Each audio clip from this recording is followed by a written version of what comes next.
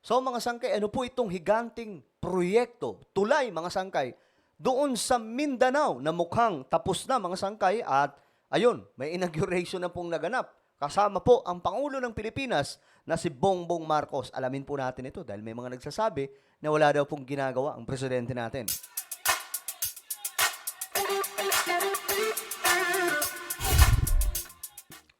Hello guys, this is me, Sangkay Janjan. I'm back for another vlog today. Shoutout po sa lahat ng mga solid sangkay na nanonood ngayon. No? Kung ikaw ay isa sa mga solid sangkay, mag-comment po kayo ng hashtag solid sangkay kasama po ang inyong mga lokasyon kung saan kang lugar. Sa mga nanonood po ngayon mga sangkay, pakisubscribe po muna yung ating YouTube channel. Tayo po ay 1.29 million subscribers. Yabang eh, no? Malapit na po tayo mag 1.3 million subscribers. Kaya naman anong pang hinihintay nyo? Yung mga hindi pa po nakakapag-subscribe dyan, click the subscribe down below, click the bell, and click all. Sa mga nanonood naman po sa Facebook, i-follow nyo po yung ating Facebook page. Okay, guys. Good news pa ito. Good news pa ito ngayon at gusto ko pong malaman ng sambayan ng Pilipino. Itong nagawa na naman ngayon ng ating pamahalaan. Kasi sinasabi nila na wala daw pong ginagawa itong si PBBM. Eto, mga sangkay. Itong Panggil Bridge project, pinasinayaan ni PBBM. Pag-unlad ng regional economy, inaasahan. Ayan na mga sangkay ha. Tingnan natin. Sa Mindanao po ito. The bridge connects two provinces. More importantly, we all know that the increased economic activity is going to be a very important development building block for both the provinces and for the entire island of Mindanao. Okay, so ayan na nga po mga sangkay, no? Malaking project po yan. So ang ibig sabihin lamang po niyan, may ginagawa ang presidente. So asa na po yung mga nagsasabing walang ginagawa ang Pangulo? O baka naman panatiko lang sila, kaya ayaw po nilang, kaya banat po sila ng banat at kahit wala na pong katuturan yung kanilang sinasabi, eh sige pa rin. Diba may ginagawa naman pala eh. Ayan po, oh. At ang pagkakaalam ko nga po, mga sangka, itong Panggil Bay Bridge ay naumpisan po itong plano panahon pa po ni Noynoy Aquino. Tapos, sinimulan nung panahon ni Pangulong Duterte pero nagkaroon ng maraming delay dahil nga po sa COVID. Pagdating ni PBBM, dinerecho, tinuloy-tuloy mga sangkay. Yun po ang istorya nitong malaking tulay na ito. Kaya nga po sabi ko, di mali si Sara Duterte, mali si VP Sara sa kanyang sinasabi na wala yung mga proyekto na dapat sana matapos na, hindi tinuloy ni PBBM. Mayroong natuloy. Ayan o, asama po ito. Itong Panggil Bay Bridge. Naalala ko mga sangkay, Facebook pa lang po ako noon. Gumagawa pa lang ako ng content sa Facebook. Isa po ito sa mga nakita ko sa Build project ni Pangulong Duterte. At isa po ito mga sangkay. And good thing na ang sumunod ay si BBM na hindi nababalot mga sangkay ng pamumulitika. No? Na kahit pa paano tinuloy pa rin yung mga proyekto ng mga higante, mga sangkay na naumpisan po ni Pangulong Duterte. At ito po ay patunay na may ginagawa ang presidente ng Pilipinas. O, sasabihin na naman ng iba mga sangkay, kay Duterte pala yan. Guys, lahat ng proyekto, guys, dumadaan po ng ilang mga presidente yan. Kita nyo, sino ang nagplano? Kailan naumpisan mga sangkay planuhin yan? Panahon pa po ni former President Noynoy Aquino. Sumunod, si Duterte, nag-implement. Pero ang tumapos, si Pangulong Bongbong Marcos. Yun po yun. So, Mindanaoans, ayan po, may proyekto ang ating pamahalaan. Alam nyo, pwedeng ihinto yan ni PBBM kung tutuusin eh. Pero tinuloy po niya. Diba? So, ngayon mga sangkay, pero alam nyo, to be honest, let me, explain, elaborate. Alam nyo, masyadong late tayo pagdating sa innovation. Pagdating sa improvement, mga sangkay, lalong-lalo na po pagdating sa mga pagpapagawa ng tulay, sobrang late tayo. As in, ako po ay nalulungkot sa katotohanan ito na ang ating bansa ay na late masyado. Kasi after Ferdinand E. Marcos, nung hindi po natuloy ang blueprint ni Pangulong Marcos na pagpapaganda ng Pilipinas. Nakita noon ang nangyari, naging more on politics na lang mga sangkay. Wala na pong pagpapahalaga sa buhay ng mga Pilipino. Ang nangyayari nga po, ginagawa na lamang po, ginagamit na lamang po yung sambayan ng Pilipino sa kanilang mga personal agenda. Kita nyo ngayon, mga sangkay? Pagdating ng election, tingnan nyo mangyayari, 2025 election, di ba? Ang mangyayari niya, banatan ng pera ng mga politiko. Magbabayad ng pera, magbabayad po ng kanilang mga boto. Anong mangyayari kapag nanalo? Pag nanalo yan, babawiin yan, mga sangkay. Babawiin yan. Magbabawi sila sa pangungurakot. Yun po yun, mga sangkay. Nakakalungkot na gano'n ang nangyayari sa ating bansa. Well, alam nyo ang solution dito? Na dumami pa ang mga katulad nitong project? Economic charter change. Bakit? Mamaya, pag-usapan natin. Tuloy muna natin to.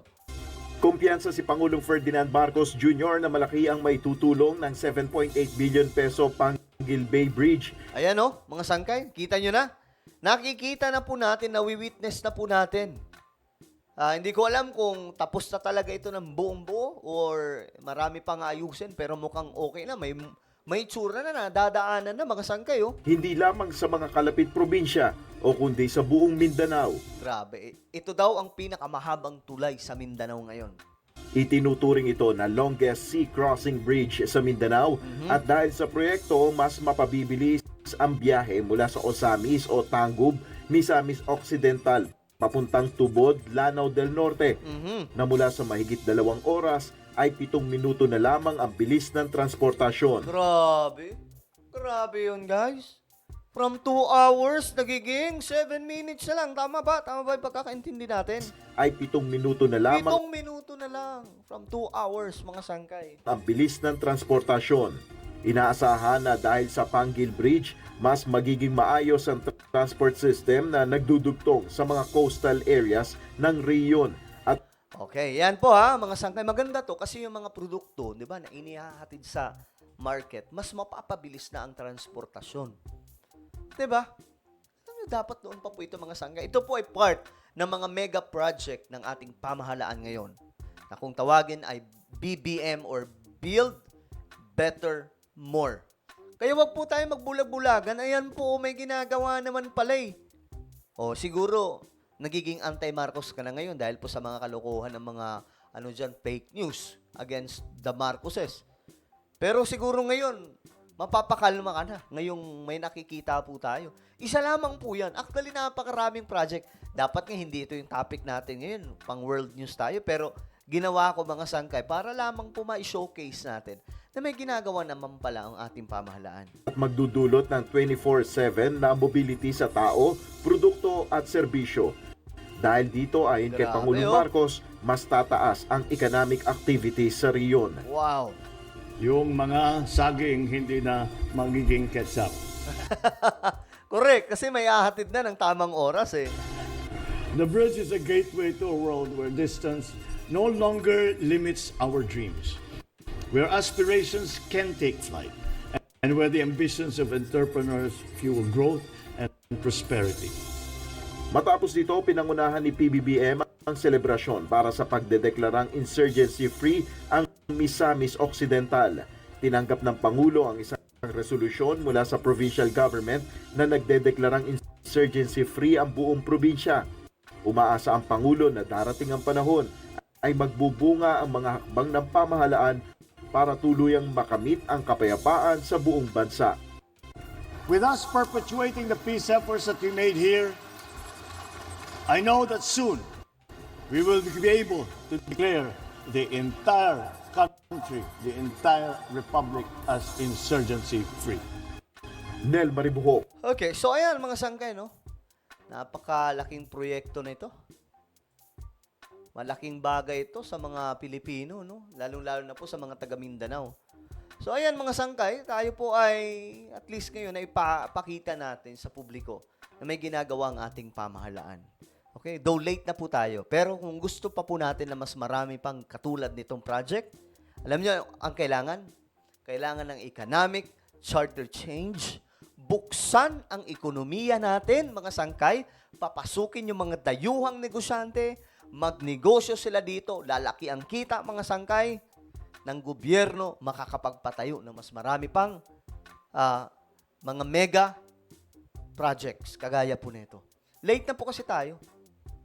Alam nyo, ibang mga bansa ngayon, Diyos mio marimar, ang lalayo na. Pagdating po sa mga mass transportation, highways, o di kaya yung mga mass transit projects, mga sangkay, grabe. Kaya kailangan po ng mas marami pang katulad na ito. Subway at marami pa pong ibang mga tulay, kakalsadahan. Tapusin na po natin ang problemang ito. Kailangan lang po talaga natin dito ng economic tsa-tsa. Yan po yung sinusulong ni PBBM. Kaso nga lang, sinira po yan ni Tatay Digong. Pinalabas nila na nakakatakot daw yan, kahit hindi naman talaga totoo. Economic charter change. Lahat ng mga mayayamang bansa nagpapasok ng mga dayuhang negosyante para umangat ang kanilang bansa. Ganun po yun. Though late na po tayo mga sangkay sa mga gatong klaseng proyekto, pero may pag-asa pa. May pag-asa pa po ang ating bayan. So ano po ang inyong opinion? Just comment down below. Okay? Mayroon po akong isang YouTube channel, Sangkay Revelation. Hanapin nyo po ito sa YouTube. Mga sangkay, dito po ako nag-upload ng mga vlogs. Alright. Na mga mini documentary. Maganda po yung topic natin dito about sa mga misteryong nangyayari sa ating mundo sa pamamagitan po ng banal na aklat, ang Biblia. So ako na po ay magpapaalam. Mag-iingat pong lahat. God bless everyone.